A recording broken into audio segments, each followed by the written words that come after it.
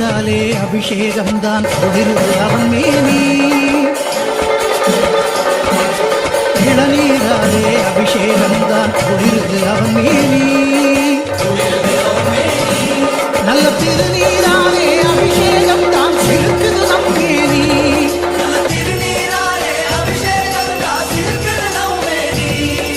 சிறுக்குது நம் மேனி. சந்தனம் மணக்குது, பன்னீர் மணக்குது சபரிமலை மேலே. அந்த பந்தளன் மகனுக்கு பாலபிஷேகம் 18 படி மேலே.